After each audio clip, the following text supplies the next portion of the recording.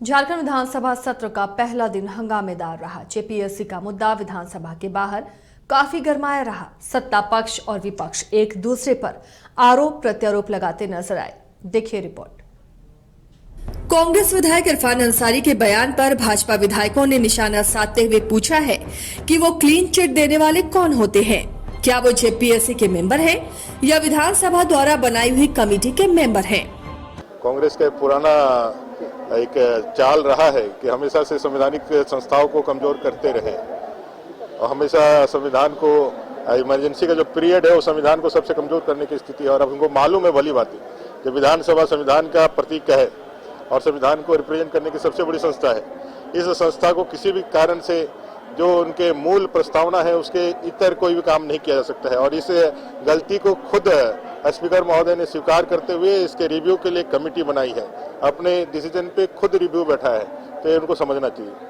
वहीं भानु प्रताप शाही ने तो इरफान अंसारी की शैक्षणिक योग्यता पर ही सवाल उठा दिया है। इरफान अंसारी के बात को जवाब देना हम लोगों के लिए उचित नहीं है। हम लोगों ने पहले ही कहा है इरफान मतलब मैड, इरफान मतलब पागल, इरफान मतलब दिवालिया आदमी। तो उनके सवाल के जवाब देना कहीं से उचित नहीं है। यह लोकतंत्र का मंदिर है, यह गिरजाघर और नमाज घर बनाने के लिए नहीं बना है। ये लोकतंत्र के मर्यादा, परंपरा और संविधान के अनुरूप काम करने के लिए बना है। यह इरफान जी को पता होना चाहिए।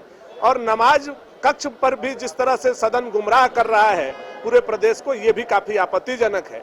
45 दिन के अंदर रिपोर्ट आना था, उसको रद्द करना था या बहाल करना था, आज तक ये निर्णय नहीं कर पा रहे हैं। तो जिस तरह से विधायक दल के नेता को ये डायलोमा में रखे हैं, आज तक नहीं कर पा रहे हैं, उसी तरह से नमाज कक्ष को भी करके ये राजनीति करने की कोशिश कर। कांग्रेस विधायक इरफान अंसारी की माने तो जेपीएससी का एग्जाम सही ढंग से हुआ है। उन्होंने राज्य के प्रथम मुख्यमंत्री बाबूलाल मरांडी पर आरोप लगाते हुए कहा कि भाजपा ने ही जेपीएससी को कलंकित किया है।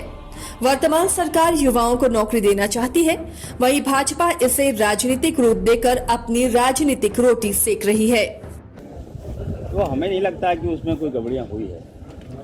और गड़बड़ी की शुरुआत अगर आप देखिएगा, इसकी बुनियाद यदि किसी ने किया है वो भारतीय जनता पार्टी के नेताओं ने किया है।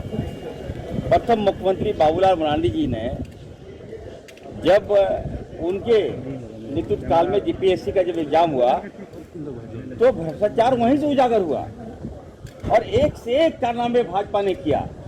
और उस समय के जो शिक्षा मंत्री थे वो तो सबसे बड़ा घोटालेबाज था। वो एक से एक, बताइए, उसके बाद से जेपीएससी को बदनाम भाजपा ने किया। आज हमारी सरकार ने अगर फिर एग्जाम कराया है तो भाजपा उसको पचा नहीं पा रही है।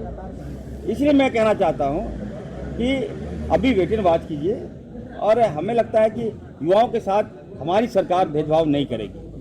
बहरहाल जेपीएससी का मुद्दा झारखंड अलग राज्य बनने के साथ ही हरदम विवादों में रहा है। यही वजह है कि 21 वर्षों में मात्र 7 बार ही जेपीएससी का एग्जाम हो पाया।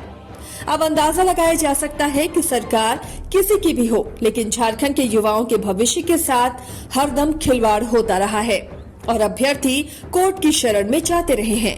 रांची से न्यूज़ बाइस्कोप के लिए प्रतीक सिंह की रिपोर्ट।